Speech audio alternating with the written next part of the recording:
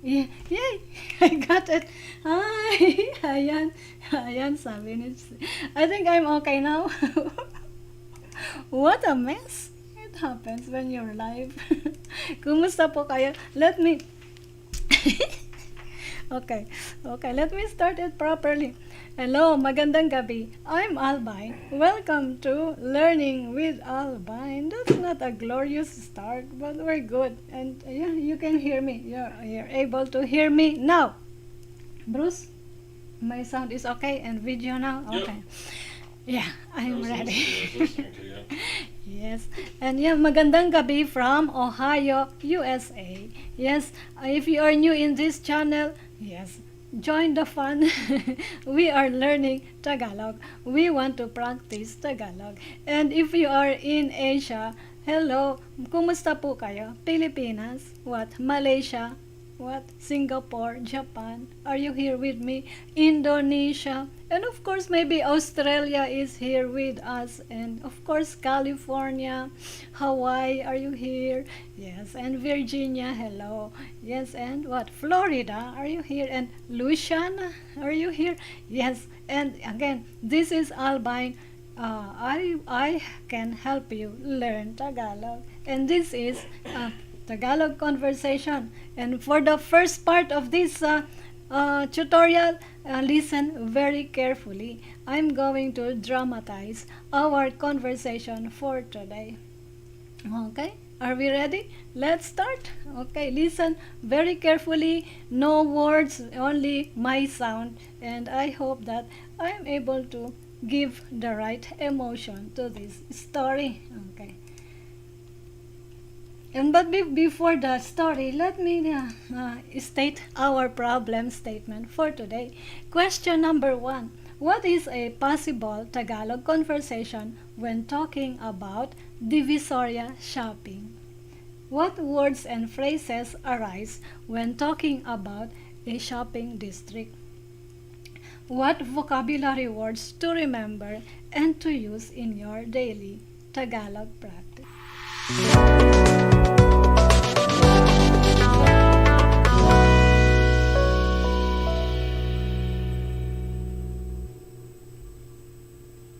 Yay, thank you. And let's do that. Listen very carefully. And of course, try to understand the story because there will be about 3 questions later about this one. And I hope that you will be able to answer the questions in Tagalog, right? Okay. Ang nakaraan, isa-isang inilapag ni Aling Marisa ang mga pagkain sa mesa. Inusisa naman ni Mars kung anong putahe ang mga yon. Nalaman niya kung ano ang mga sangkap ng atsara. Bakit po sa Divisoria kayo namimili ng mga gamit? Ang Divisoria kasi ay isa sa mga pangunahing sentro ng kalakalan dito sa Pilipinas. Halos lahat ng mga bagay na pwedeng materyales sa negosyo ay mabibili mo doon. Katabi iyon ng isang pandaigdigang pantalan kung kaya't doon itinitinda ng bultuhan ang mga produktong gawa sa China at ilan pang mga karatig bansa. Mahigit na 500,000 tao ang pumupunta doon araw-araw. Wow! Ang dami po pala! Hindi siya kasing linis ng mga malls at saka sari-saring mga tao ang nandoon. Pero ang pamimili doon ay isang estratehiya para makamura ka at para mahanap mo ang saktong mga bagay na kakailanganin mo. Kung sa bagay po, at kung maramihan ang bibilhin ay siguro po plinano mong mabuti ang pagbiyahe kung sa Tagaytay ka pa nanggagaling. Okay, so that's it. That is our conversation for today. And let me show you the slide. How is it? Did you get some words? How is it, Kelly? Did you know? Did you understand the story? Question. Saan namimili si Aling Marisa? At bakit? Ano ang malaking establishmentong katabi ng Divisoria? Gaano karaming tao ang pumupunta sa Divisoria? So that's our question for today, the quiz. And yeah, if you are not ready to answer that question, it's alright. Let's proceed with the what are these conversation? I'll show you the sentences in Tagalog and in English. Let's start off with ang nakaraan. Okay, now what's on my screen now? That one, ang nakaraan. I think I'm good. So, repeat after me. If you are new in this Tagalog tutorial, please repeat after me. Isa-isang inilapag ni Aling Marisa ang mga pagkain sa mesa. Inusisa naman ni Mars kung anong putahe ang mga yon. Nalaman niya kung ano ang mga sangkap ng atsara. Let me ask you, Bruce, how's my reading or my presentation, the way I present the sentences? Is it fast or is it just slow? It's good. Is it in good facing, right? Okay. Okay, what does it mean in English? One by one, Marisa laid the dishes on the table. Mars, on the other hand, investigated those dishes. He learned what ingredients make up of atsara. Okay, let's do isa-isa. Isa-isa. Okay, now if I'm saying it word for word, I don't need to say the suffix ng. We're good. You get that, Bruce, right? When I say isa-isa, it means one by one. And then inilapag is a verb. So inilapag means laid on or laid down. Laid on, laid down. That's you know what I mean when laid on or lay down, right? Lay on. Inilapag, lapag, yes. Put on top of the table. What is the other way to say that? Inilapag. Inilapag, laid on. Okay. Aling Marisa, of course, is the woman. This means the woman is Mars's friend's mother. Yes. Okay. Marisa laid the dishes on the table. Dishes for pagkain sa mesa. Pagkain sa mesa. Dishes on the table. Inilapag ni Aling Marisa. Laid the dishes. Marisa laid the dishes. Isa-isa again for one by one. Now, what about inusisa? Inusisa is a verb, so it means investigated. Investigated. Inusisa. Inusisa naman,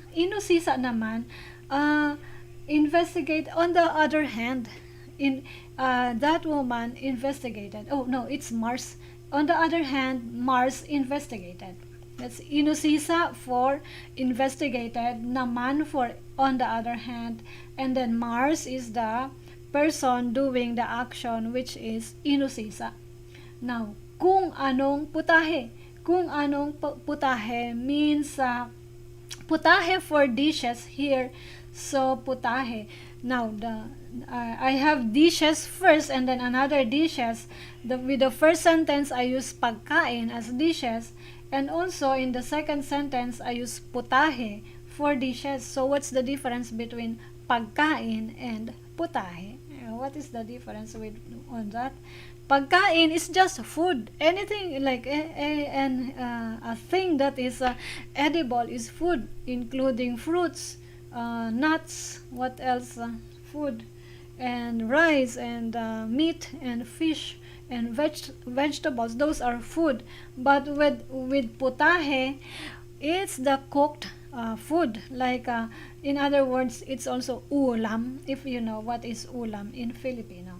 So ulam and putahe, they can be synonym. Yes, putahe, or literally you can define putahe as cooked side dish, because in Filipino culture, it's rice that is the main dish, and then it's rice that is the main dish, and the side dish is the ulam.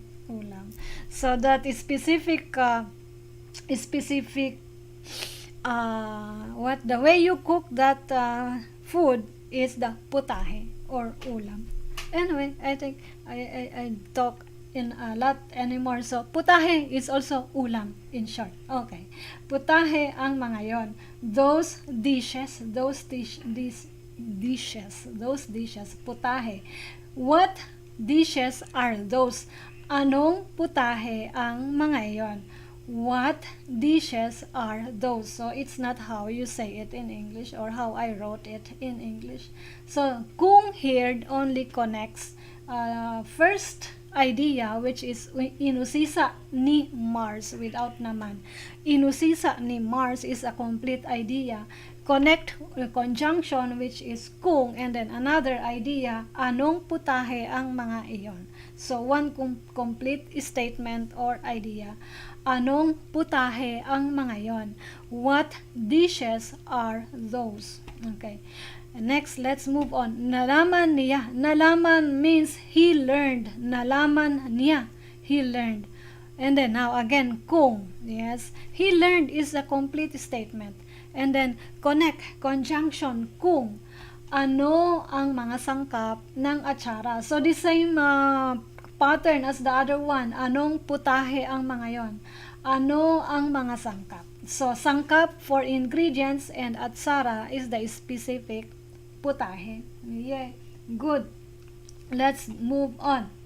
Next page. And so this is entitled The Continuing Saga of a Half-Pinóy. Yeah.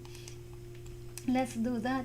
And then who are our characters for today? Mga tauhan. Sino ang mga tauhan ng kwento? Yes. First is Mars. So in short, Mars is a half-Pinoy. And the next character is Marisa, and Marisa is nanay ni Rico, or Rico is Mars's friend. And so Marisa is about a middle-aged woman. Okay.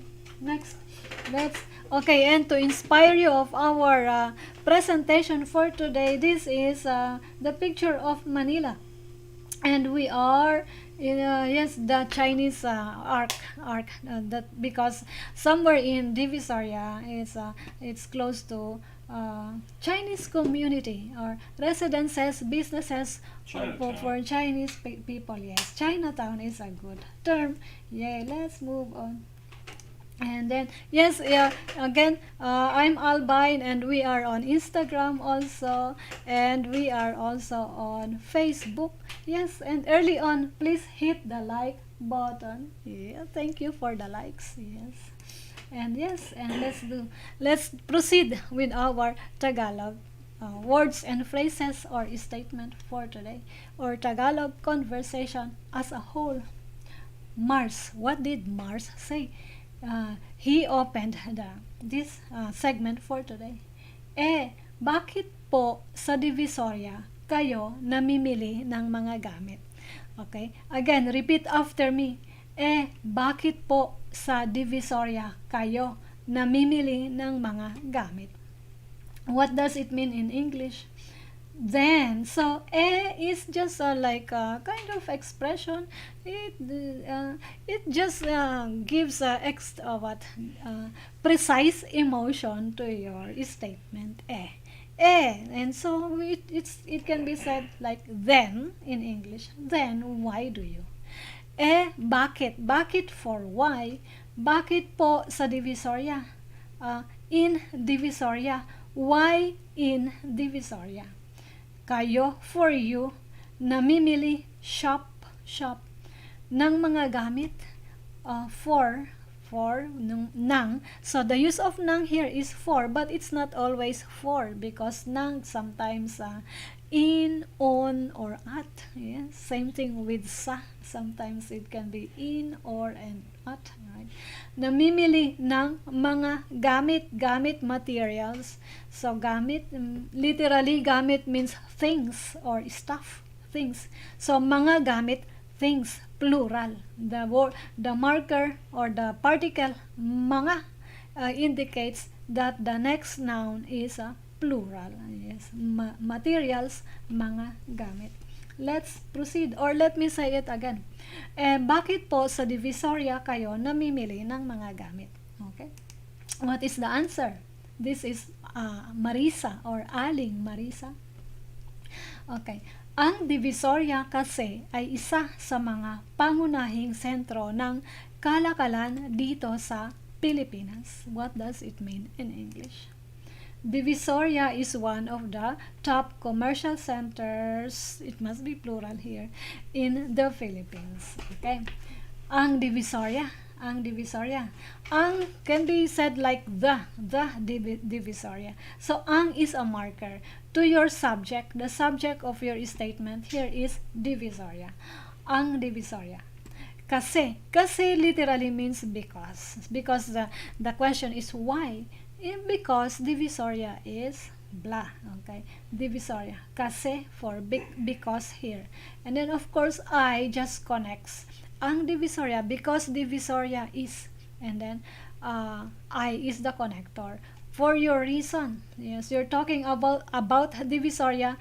I after the I is the reason, the other details about Divisoria. Isa sa mga, one of the, isa sa mga, pangunahin, top. Sentro is center, of course, kalakalan for commercial. Sentro ng kalakalan means commercial center. Sentro ng kalakalan, commercial center. Pangunahin is top. And then dito, it means here in the Philippines. And then Philippines, of course, sa Pilipinas, in the Philippines. Okay, if you break phrases by phrases, ang Divisoria is one phrase, is good. Or ang Divisoria kasi.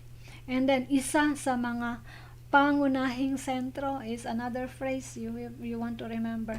Kalakalan, sentro ng kalakalan is a good phrase, and then dito is here, Filipinas is the country. Okay, next, yay.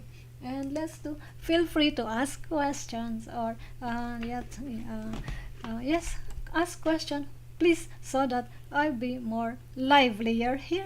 Okay, next, Marisa, more information from Marisa. Iba pang impormasyon galing kay Marisa.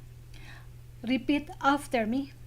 Halos lahat ng mga bagay na pwedeng materyales sa negosyo ay mabibili mo doon. Okay? Yeah, please write down new vocabulary words, one notebook for your vocabulary, and try to practice your Tagalog as frequent as you can. Okay? Again, halos lahat ng mga bagay na pwedeng materyales sa negosyo ay mabibili mo doon. Okay. This could be Marisa. This is Marisa. Okay, ignore the name Mars here. Now, almost for halos. Almost for halos. All for lahat. Halos lahat. Almost all. Okay. Ng mga is of the here. Of the. Ng mga bagay. Of course, things. But in this case, I use the word bagay is kind of something that we want to add. Mga bagay na pwedeng materyales. Mga bagay na pwedeng materyales. Bagay for stuff or things na pwede, that can be possible to be, pwede. Materyales for materials. Sa negosyo for business. Sa negosyo. Mabibili. Here, mabibili is future tense of the verb bili, but take note, in English you say the past tense of verb here. Past tense, but in Tagalog we use future tense. Mabibili mo doon. So mabibili, it's from the ma group of verb. It means to be able to buy or possible to buy. Mabibili. Possibility. Ability to. Ma group of verb here. Okay. Let's move on. So, ang Divisoria ay parang isang mall, di ba? Oh, baby, what is your answer on that? So, Kelly was wanting to verify if Divisoria is like a mall. Yes and no. Okay. Yes, it's a mall. But picture, was there 6 buildings? A lot. 6 or more? It's one section, really. Yeah, One it's city, I would It's say. one section of One the town. city. What town is it in? Huh? What town is it in? Binondo. Binondo. Binondo. So Or it's in, Binondo. so it's in the section Or of Tondo. Binondo. And Tondo? Yes. Okay. Tondo and Binondo, I think they are just two separate towns, but they Yeah. got overlapped. And it's like one of the buildings is called something 99, another is 6. 168. Yeah, 168, And then- and things like that. These are multi-story buildings. They're like, well, easily 8 or 10 stories apiece. Yes, about And 6 they're all to packed 7. jam full of people Shops. selling stuff. Yeah. Actually, I think it's like one region or one whole town that's there are lots of buildings, and all those buildings are just malls. So malls side by side. Yeah. Malls a- side by side. Divisoria. Okay, well, you want to say I something? was trying to remember that guy we were watching. I can't remember him on YouTube. They went to Divisoria to get a whole bunch of Christmas presents for kids during Yeah. that one year. I think it's I can't remember his name. If we find it, we'll link it in the comments or below. But yeah, it's multi-story buildings. It's where all the stuff coming in for quick sale that actually furnishes, from what you said, the sorry stores. yeah. So the little stores, the little shops that people run, out of their homes, out of their porches, or little areas next to residential places in their neighborhoods, they go there to buy the stuff that they need for their shop. And plus, there's also material for people looking for material to make clothes. There, a whole floor or a whole building of just materials. Finished goods like bags and purses and luggage and dog carriers. A lot. There's a lot. Clothing, food Yeah, stuff. that's right. Yeah. There's all kinds of things. Kids' toys. A lot. Yeah. As in a lot. Okay, what I would say really, Kelly, is that there are buildings, of course, we consider one building as one mall. And then another building next to it is just another mall, separate mall. And then other buildings in between, there are sellers, vendors Vendors on the small streets. shoppers on the street, outside the building, right? It's very Kinda busy. like Costco. Costco is just one unit, one building, but you would imagine. Okay, well, picture Costco, Okay. the size of a Costco that was about 50 stories tall. Yeah, 50? 50. Oh, for the whole Divisoria Yeah. is what he means, right? So huge, Kelly. What? Well worth going if you're in Manila on vacation. But Plan to spend the whole day, not an hour. But be careful. But be careful when you get there, because there could lots of pickpockets there. And yeah, and also I would say, I don't know if you would compare that to San Francisco Bay Area. Lots of No. no, No. because I haven't been in San Francisco anyway. I mean, so it's really side by side kind of stuff. Yeah, these buildings are right on top of each other. Well, what I would say really is that I've been in Chicago. How would you compare Divisoria to Chicago's Chinatown? Imagine that Chinatown, the Well, whole it's Chinatown in small. Chicago. Yes, it's So in small. Chicago, it's small. It's a couple of streets and a whole bunch of houses, a big neighborhood, but still not anything compared. I mean, Manila has the second largest Chinatown in the world. Yeah. So it's so huge. Divisoria is, yes, and yeah, I really. Unfortunately, Bruce didn't take a good photo of the We Divisoria. didn't have time. Yes, but later I'm going to attach a kind of video, other people's video of Divisoria. I think it's a good idea.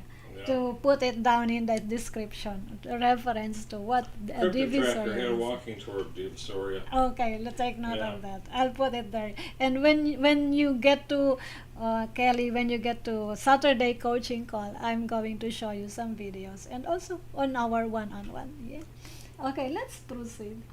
Let's proceed. There are 4 people watching. Who's the other one? There's Kelly here. We are talking about Divisoria. I like to go back there in Divisoria. Happy place. Yes. Yes. Well, we could spend more time there, yeah. Yes, nice. Okay, let's do next. The more information about Divisoria here. Let's do it in Tagalog. Katabi iyon ng isang pandaigdigang pantalan, kung kaya't doon itinitinda ng bultuhan ang mga produktong gawa sa China at ilan pang mga karatig bansa. Again, follow after me. Bruce, later I'll pick one word and I will ask you to repeat after me. Katabi iyon ng isang pandaigdigang pantalan, kung kaya't doon itinitinda ng bultuhan ang mga produktong gawa sa China at ilan pang mga karatig bansa. Repeat after me. Bruce, itinitinda. Iti Linda. Itinitinda. Iti Okay, good. Nice try. Okay, let's do that in English. Okay. Okay, let me read it complete straight. Can I One do sentence. China? Huh? Can I just done China? No, you can do China. Okay.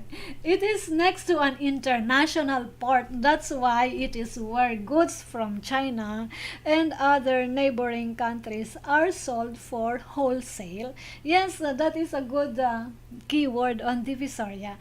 You buy stuff for wholesale a lot, because those are like if you have businesses in another, in for example in Zambales, you have your store in Zambales, you get your supplies from Divisoria. Or if you are a craft, those making projects and what, Divisoria is like what, sewing or any kind of what livelihood that you have in the Philippines. Divisoria is a good source of supplies. Okay, that's good. Again, katabi. Katabi means what is katabi? Next to. Next to. Katabi. Katabi iyon. It is iyon. Isa is one. Pandaigdigan means international. International. Pandaigdigan. Pantalan. Pantalan for port. Port. Kung kaya again is another conjunction. Kung kaya or kaya. Kung kaya, that's why. That's why. Kung kaya. That's why. Doon, of course, there. Itinitinda means sold. Sold. Itinitinda or being sold. Being sold. Itinitinda. Bultuhan. Bultuhan means what? Wholesale. Wholesale. Bultuhan. Bultuhan. Wholesale. Produkto, products, gawa, made, gawa, China, gawa sa China, made in China, made in China, gawa sa China. At, of course, and ilan or some, ilan for some here, or other, okay, ilan pang karatig bansa, other, neighboring, neighboring for karatig, neighboring, bansa for countries. Yay, next. And let's do next. Next statement. And more information. Mahigit na 500,000 tao ang pumupunta doon araw-araw. Take note of that, Kelly. That huge, a lot of people. Mahigit na 500,000 tao ang pumupunta doon araw-araw. I got it from Wikipedia. About 700,000, 4,000. More than 500,000 people go there every day. Yes, lots of people, lots of goods, lots of buildings. Okay, and let's do next. Mahigit means more than, mahigit. 500,000 for 500,000. tao, for people, pumupunta, go, there, doon, araw-araw, everyday. Good, very good here. Let's do next. Wow, ang dami po pala. That was Mars. Wow, ang dami po pala. Wow, so plenty. So plenty. Ang dami po pala. Wow, so plenty. Next. Endless. Hindi siya kasing linis ng mga malls at saka sari-saring mga tao ang nandoon. Again, hindi siya kasing linis ng mga malls at saka sari-saring mga tao ang nandoon. Okay. In English, it is not as clean as the malls, and also it's a place for people of different walks of life. Yes. Sari-saring mga tao, different people, people of different walks of life. Hindi siya, not, it is not, hindi siya kasing linis, as clean as the malls. At saka means also, at saka, and also. Sari-sari for different, and nandoon is that, in that place, nandoon. Are you saying sorry or sorry? Sari-saring mga tao. Sari-sari is different variety. It keeps sounding like you're saying sorry. Yeah, that's what I was telling you. When I need to pronounce only just one word, I don't need to say the ng part. Because when I need to say sari-saring, the best thing practice is to follow it with another word. Sari-saring, because sari-saring is a connector.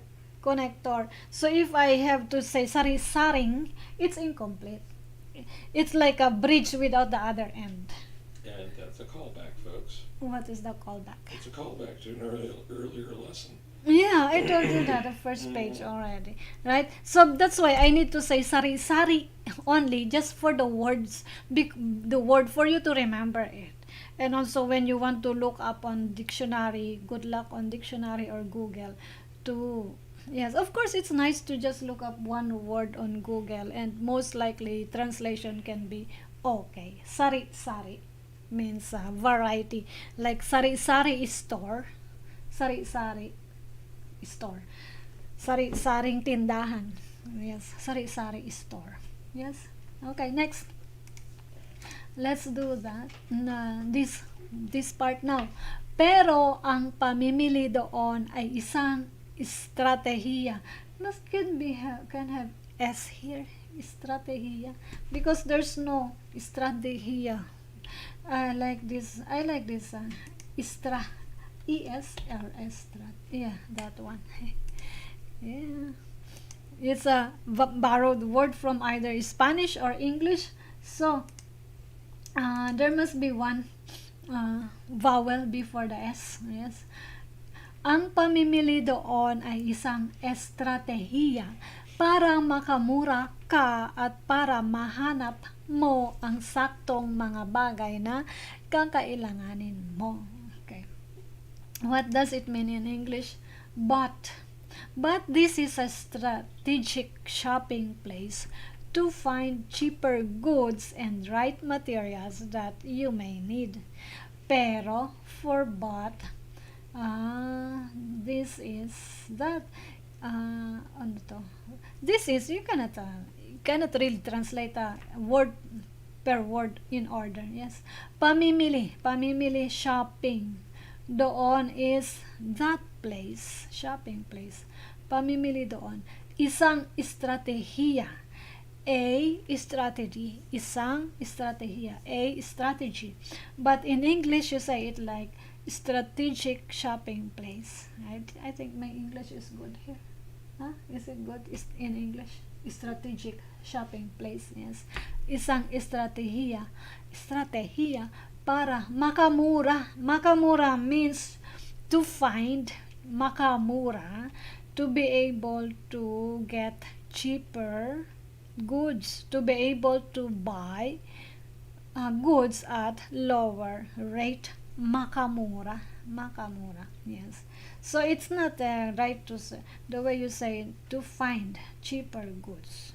But really, again, take note with the maka group of verb, it means to be able to or possibility to something, right? Whatever action it is. In this case, to find cheaper goods. And then para mahanap, para for mahanap means again another possibility or ability to find, possible or able to find that thing. Mahanap, mahanap. Mo for you. Okay, sakto for right, right, sakto. Sakto, right, right. Or in other words, sakto means exact, exact, sakto. Mga bagay is goods or stuff. Mga bagay, goods or stuff or materials, materials. Things, mga bagay. Kakailanganin. Kakailanganin is another word what later I have one page for kakailanganin here. You may need, you may need. Kakailanganin mo. Na kakailanganin mo. You may need. Yay. Next. And another information about Divisoria. No, this is Mars's reaction, by the way. This is Mars's reaction. Kung sa bagay po at kung maramihan ang bibilhin ay siguro po plinano mong mabuti ang pagbiyahe kung sa Tagaytay ka pa nanggagaling. Again, let's say it. What? Repeat after me again. Kung sa bagay po at kung maramihan ang bibilhin ay siguro po plinano mong mabuti ang pagbiyahe kung sa Tagaytay ka pa nanggagaling.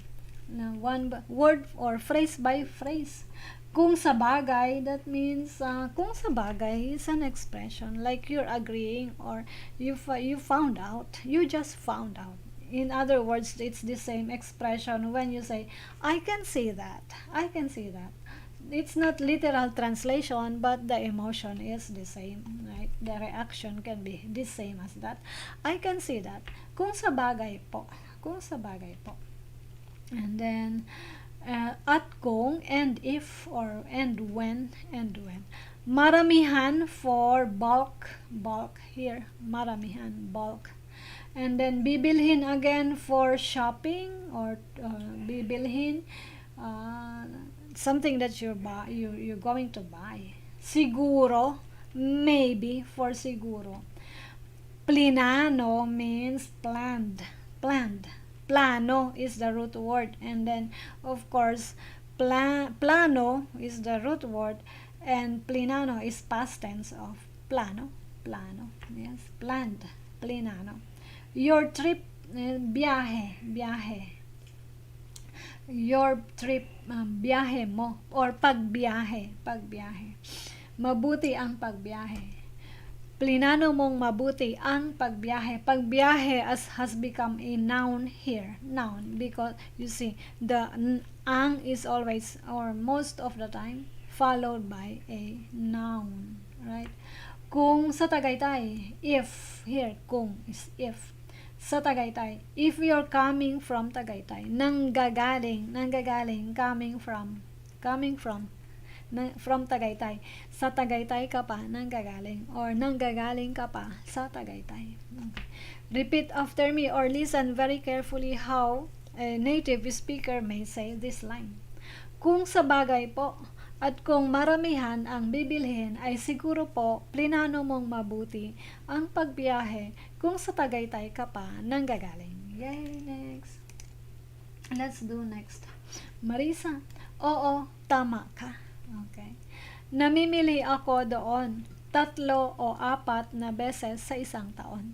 Okay. Again, repeat after me. Oo, tama ka. Namimili ako doon 3 o 4 na beses sa isang taon. What does it mean in English? Yes, you're right. I shop there 3 or 4 times a year. Yes. You're right. Tama ka. Yes, oo. Namimili, I shop. Namimili ako. Namimili ako, I shop. Doon, for there. Tatlo, tatlo. Tatlo, three, tatlo. Apat, apat, four. Beses, four times. Tatlo o apat na beses. A year, isang taon, isang taon. A year. Yeah. Let's do. And that the story is to be itutuloy, to be continued. Yes. And this is our. And do you like this? Please, if you want tutorials like this, please subscribe to this channel and also hit the like button, please. And yeah. And what else? And feel free to ask questions, comment, and what happened, what's happening, how's your Tagalog now? I've been doing this for what? More than a year now. Does it help on my part of your learning process? That's the question. Please tell me. I want to know. And pagsusulit here, here's the question. Are you still here, Kelly? I wish that you are going to answer this question in Tagalog. These questions. Yes. Bakit namimili si Aling Marisa? Or saan? Saan namimili si Aling Marisa at bakit? Okay. I don't need to translate this in English. It's your challenge to you to understand the question in Tagalog. And please say it, the answer in Tagalog. Ano ang malaking establishmentong katabi ng Divisoria? Okay? Ano ang malaking establishmentong katabi ng Divisoria? And last question, gaano karaming tao ang pumupunta sa Divisoria? Gaano karaming tao ang pumupunta sa Divisoria? Yay! And vocabulary. Let's do second part. What is this? First part. This is third part of our tutorial for today. I want to give you vocabulary words. Okay, remember these words. Kalakal, merchandise. Kalakal for merchandise. Pantalan, pantalan for port, yes, or shipping port, in other words. Pantalan, shipping port, Bruce, okay? Right? Do you agree that Divisoria is next to a huge shipping port? Philippine. Then, bulto. Bulto for bulk, okay? And karatig for adjacent or neighboring, okay? Next, and yes, and if you enjoy and if this is helpful to you, please buy me a coffee. I want new names. Yes, it's alright, Kelly. It's all. I wish that other people will buy me a coffee. And if you know what it means, it's down there in the description. Find the link in the description down below. Yes, and thank you so much. Yes, and let's do next vocabulary. Let's do this. Ilapag. Ilapag means to lay on. Again, ilapag is part of verb. Verb. Yes, and I'm doing also a series of verb videos. Please look forward to more videos on next. We will be doing verb affixes, and what Tagalog affixes is the series of that playlist. Yes, I have not done it yet. It is to follow. Okay, next. Okay, ilalapag. Let's find indicative mood of this. This is the first one to mention is the future tense, and then followed by present tense, and then followed by past tense. Okay, future tense, ilalapag. Present tense, nilalapag. Past tense, inilapag. Again, ilalapag, nilalapag, inilapag. So ilapag is the verb. So it means to put it on the table. Yes, lay it on the table. Or it can be on the ground also. Yes, if you're tired of your backpack, have your back some rest, ilapag. Yes. Yes. Again, verb, usisain. Usisain means to investigate or to look. So it's part of in or hin verb. I've already started it. The first part already done, and then next week is the second part of this topic on in hin verb. Let's do again aspects of time. What's this? Future tense, present tense, and past tense. Uusisain, inuusisa, inusisa. Okay. And another verb we have kailanganin. Kailanganin means to need something. Yes, it's also part of in or hin verb.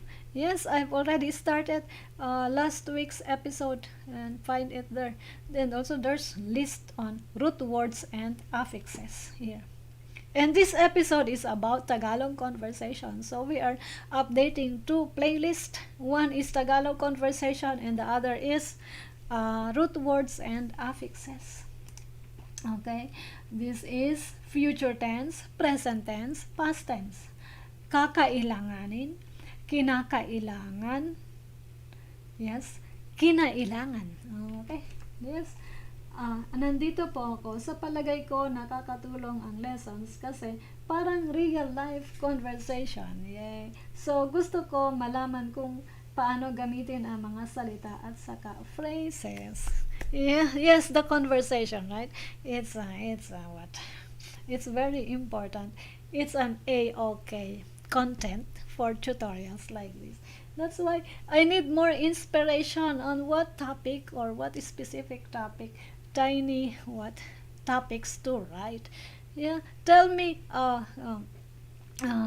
what suggestions. What is something that several people has to talk about on Tagalog Conversation? Yay.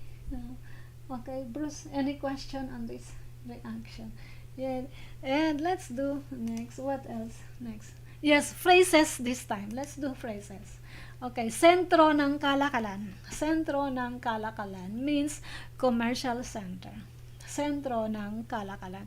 So it can be formal and most likely you would be able to hear this phrase on commentaries, Tagalog commentaries like news, yes, business news, something, right? Yes. Karatig bansa, neighboring country. Yes, and yeah, Kelly, I would maybe if it's okay, I would suggest that you would follow what documentaries, right? These stories about this what socio-economic kind of content, right? From YouTube, it's available. That there it could be produced by CNN, but should be in Tagalog for you. And GMA has good what stories, Tagalog content. Karatig bansa, yes. And next, itinitinda ng bultuhan. Itinitinda ng bultuhan, it means wholesale. Wholesale, one word in English, but here it's a phrase. It has the verb, and what's the detail? Itinitinda. What is the action? Itinitinda.